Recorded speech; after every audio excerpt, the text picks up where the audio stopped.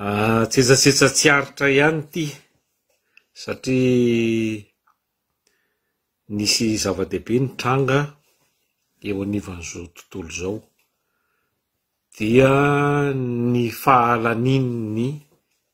Donald Trump filoham-pirenena fa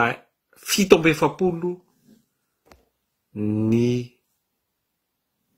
fanjakana Amerikana. Laza angamba ianao hoe zavatra rarahandrareo zany fa tsy rahantsika fa misy fiantraikany any amin'ny fiainantsika tsirairay avy izao fahalaniny Donald Trump zao. Ka dia miarahaba azy aloha sy midera azy satria mafy ary enjana ny tolona hatreny natongavany amin'izao fandreseny zao satria noenjehany na ratsiana ary tena natao hoe nodiabolizena, zany hoe natao mitovy amin'ny devolo mihitsy ny tenany nandritry ny efa taona ray maninitra zao eo amin'ireo filazam-baovao mainstream, zany hoe filazam-baovao mpanjakana na frantsay io na anglisy io na italiana io na Union Européenne io eran'izao tontolo zao tsy nisy izay tsy nanenjika azy satria Donald Trump dia tsy olona idealista, zany hoe tsy olona manana toe-tsaina hoe andeha anjakazaka ohatran'ny fanaon'rareo ao États-Unis sy ireo tandrefana ireo hatramin'izay, fa izy indray dia olona pragmatika, olona businessman, ka zay tombontsoa ho an'ny fireneny aloha no voaloha aminy, zany hoe zay dia hoe America first, voalohany i Amerika. Ary ny zavatra nyteneniny voalohany indrindra tamin'izy mbola tsy mivoaka akory ny an'ny ofisialy dia efa zay ny namafisiny hoe firenena tsara indrindra eran'izao tontolo zao États-Unis, ary mbola hiasa sy hiezaka mafy izy ho tsara kokoa ary ho voalohany eo amin'izao tontolo zao. Zany hoe ny antony tiavako an'ity filoham-pirenena ity dia tsy ao anatin'ilay système izy, tsy maintsy miatra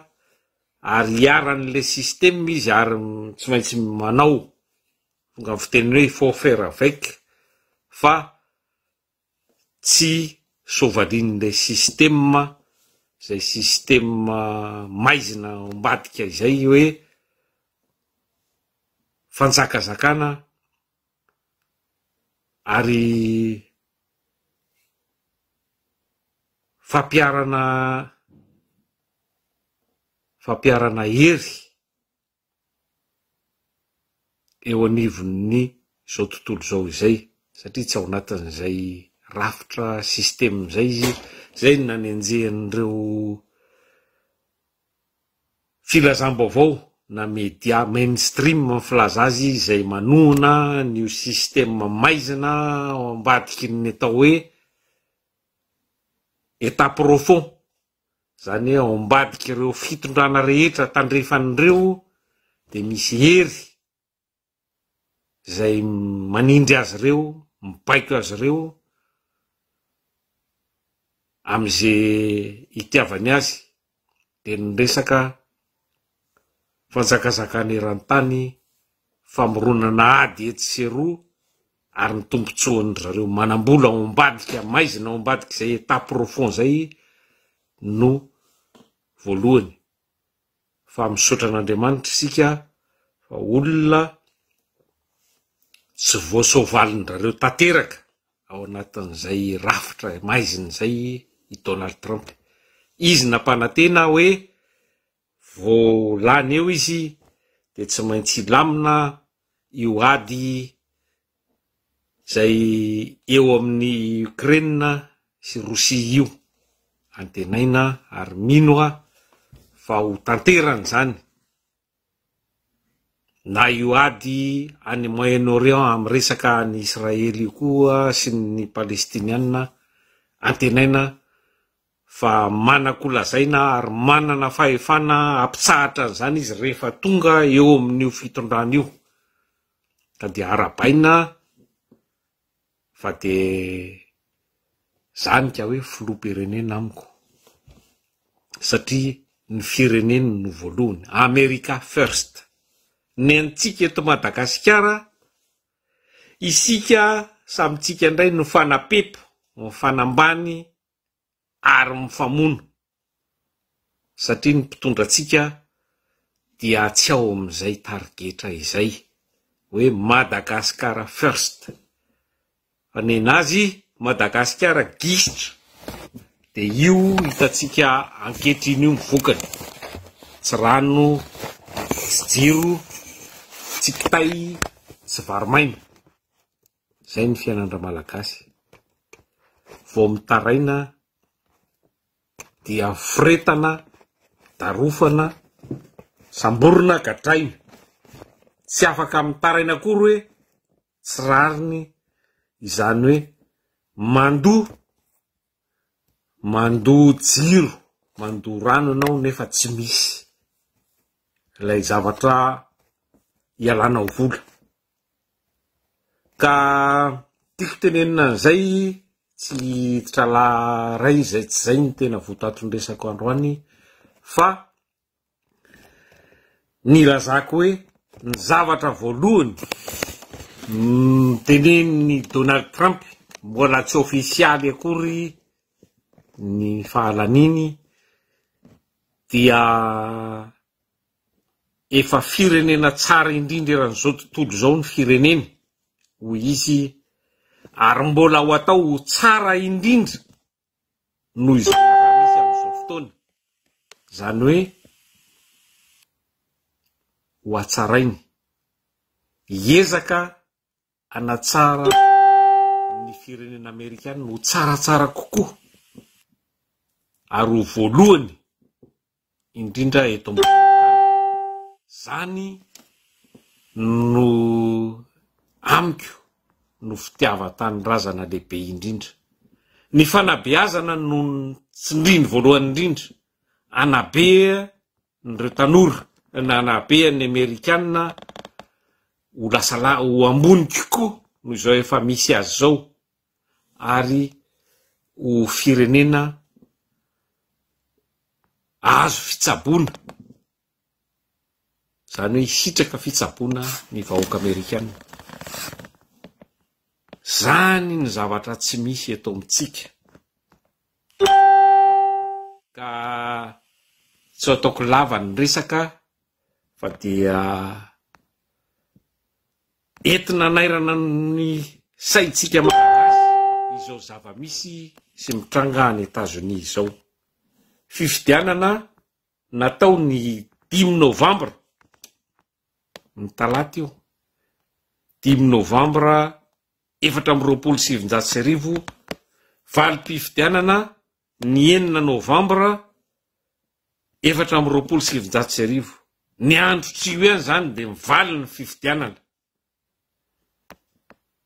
240 millions zany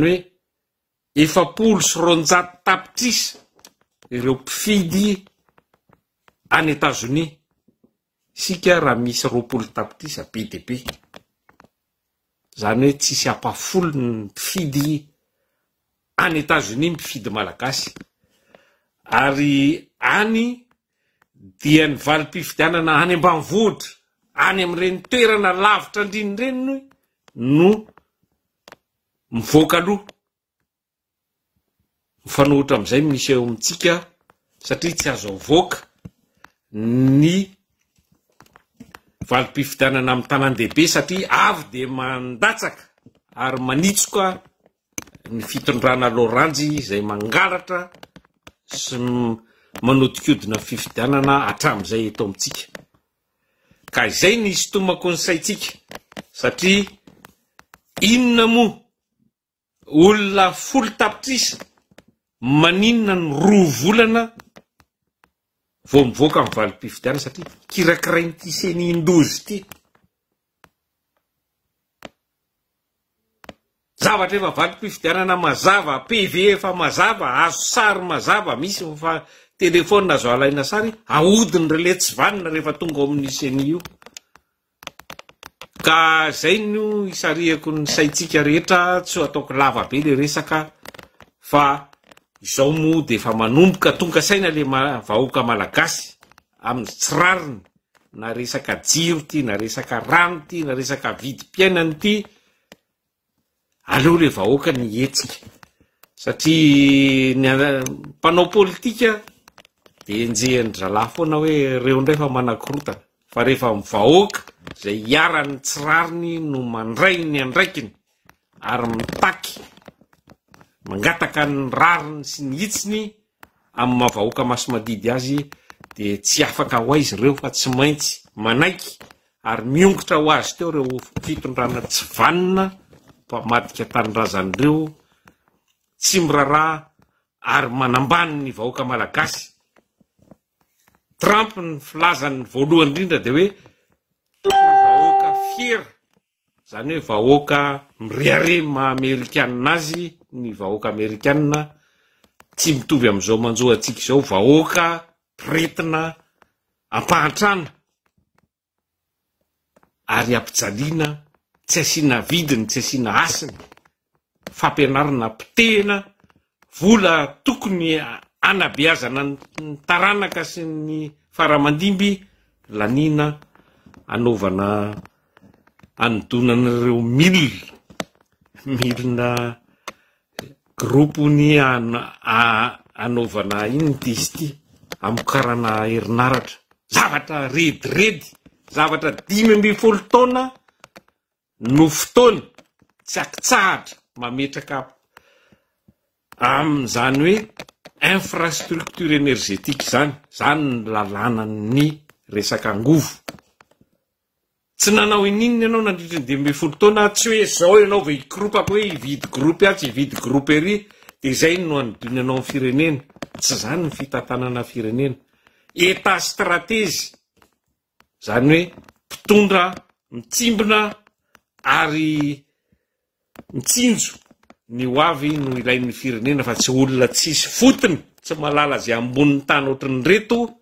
manaonao foana. Resaka firenena tsisy angovo zany, firenena zéro. Tsy misy ninona, tsisy tantarainao rehefa tsisy ny angovo, tsisy zavatra mandeha. Ohatran'ny finday lany lobato. Ary zany firenena zany dia toe-karena. Raha tsy mihodina ny toe-karena, tsy androso ny firenena, tsy atanjaka ny firenena, tsy isy noviana zany resaka sosialy zany raha tsy firenena matanjaka. Firenena matanjaka manana ny ampy no afaka manao asa sosialy ao anatin'le firenena. Ka mifoasitsika ary malagasy, antenaina izao fahalaniny Donald Trump zao, fa anova ny fijery, satria ny olona na enjehana ohatran'inona, na nendrika azy daholo ty filazam-baovao media rehetrarehetra ty eran'ny tany na eran'ny Eropa, fa rehefa fitiava-tanindrazana nitondrany ny tolona taony dia io izy lany somatsara io. Tsika tsy mila olona mpamadika, tsy olona tsy valahara, olona nivadika io vazaha. Zany tsisy antenaina amin'io, tsisy firenena androso amin'io, raha mbola eo io rangahy io, fa dia aleo ny vahoaka antenaina iotra hatramin'ny farany, hitrotra hatramin'ny farany, anongotra io vato misakana ny fahafahana ary ny vato misakana ny fandrosoana ao Madagasikara io, ka dia metraka ny veloma finaritra ho antsika rehetra indray amin'ny manaraka indray. Tompo lasy tompo vavy.